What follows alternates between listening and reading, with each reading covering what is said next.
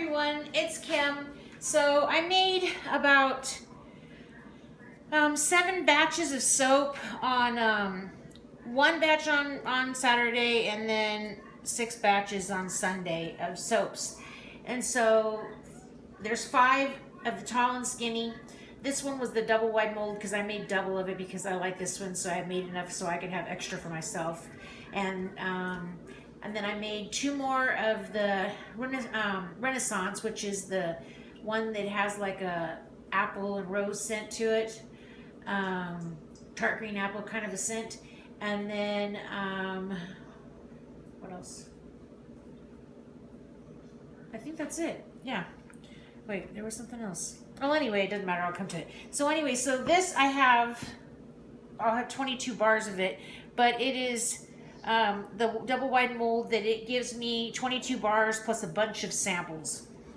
And here's the inside. I just did a drop swirl on it. And I forgot to this one I forgot to add my sodium lactate, so it's going to take longer for it to cure out.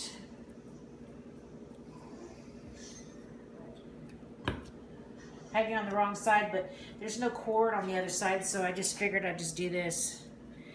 I love the way the top had come out. I already split it. I guess I should have showed you that first, but the top looked so cool, just like fabric, pleated fabric.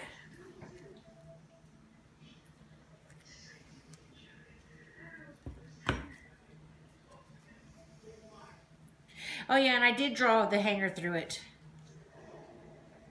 But I had just kind of threw the colors in there. And this is lavender coconut milk. I don't know if I already said that a million times, but a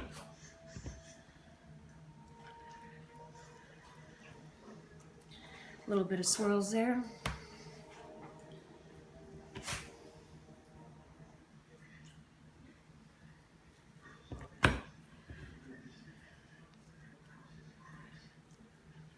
It got a little warmed up because I covered it. I normally don't cover my soaps because I still get room temperature, and then I will put them in the oven on the lowest temperature for about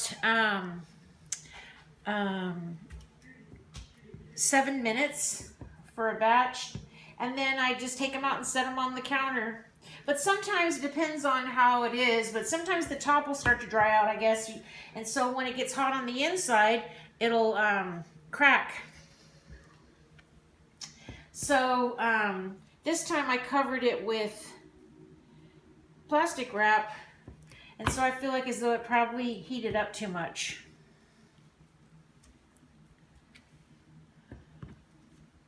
But I love the way this one smells, and it has this one has coconut milk and Greek yogurt. I didn't use any cream, and it has mango. It has cocoa butter and mango butter because I have some, and I just haven't been using it. And it has macadamia nut oil. Aside from my normal recipe, I just kind of like boosted it up with those other oils just to make it a little bit more luxurious.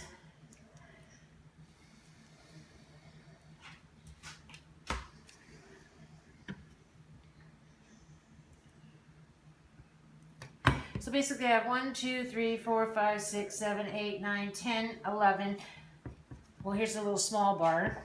And so then that means I have 22 full-size bars. And then I have this thing, which is the center of my double wide mold. I've shown you this before. And this is what I cut samples out of.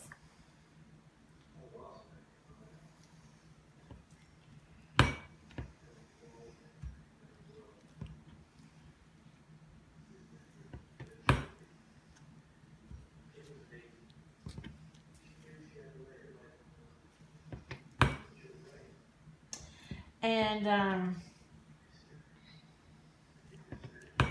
I will cut them up in a little bit, but I'll just cut one up so I can show you. I know I've showed you guys this a bunch of times before, but for whoever wants to see it. This is what I do. And I haven't been making the double wide mold logs because I wanted to, when I have had oils, I wanted to make as many different ones as I could instead of just having a few with a whole bunch, you know? So so anyway, so it's a little bar like this. And so what I do is I cut it in half, eyeball it, and then I cut it into thirds.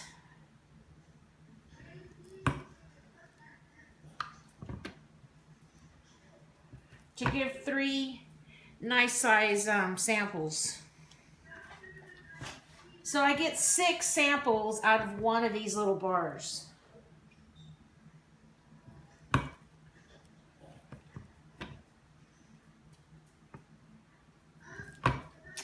So anyway, that's enough of that. So then the other one that I wanted to do on this video, I'm going to break it up and do a few videos. I don't want to cut them all at the same time. Is, let me wipe some of this off. That one's going to take longer to cure because, like I said, I forgot to add the sodium lactate to my lye water. The rest of them I did, but this one I forgot. So I hadn't made Leather Rosa since last year before I moved. So I thought it was time, but I was out of, I've been wanting to make it, but I was out of the dried roses that I've always used on it. So I didn't want to have to order roses because I'm trying to streamline things and not just waste so much money on like stuff that's maybe not necessarily that, not important, but just not as necessary. And so I decided I would just pipe as small of like little rosebuds that I could. So those are all soap.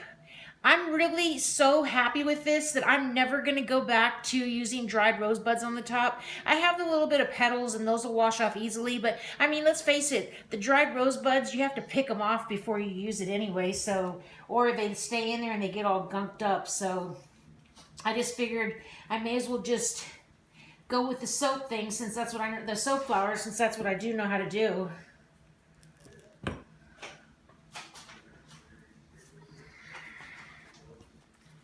Put that there, easier for me to reach. And so I use rose clay, and there's colloidal oatmeal in here, and then there's some titanium dioxide, but then in here, this is going to get darker, and it is actual ground up centifolio rose powder. And there's the top.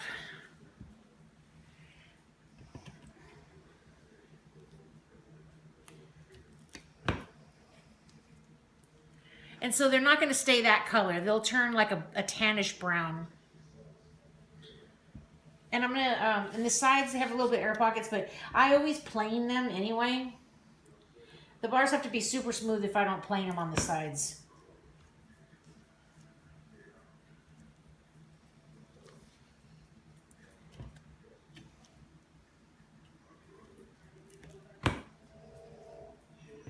I just kind of dropped it in because it was getting really thick.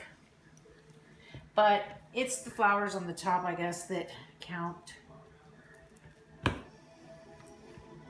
And it's a really unusual scent. It's always been a really good seller for me. People, you know, like it, so who knows? I had made it because I live in Texas and we like a lot of leather scents here, so it's just something around here that people like. I know there's people watching from Texas and not me, but a good leather scent smells clean. And so I just added the rose to it just to have a little bit of feminine qualities. Ironically, a lot of people's two scents they hate the most are leather and rose, so here they go together. So this wouldn't be your soap for sure.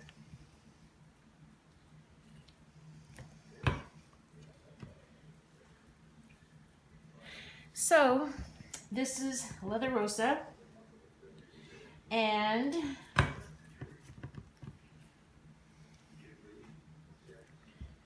that is lavender and coconut milk. I'm going to go ahead and upload this to YouTube, and then I'll come back and have more soaps to cut. Okay? Thank you for watching.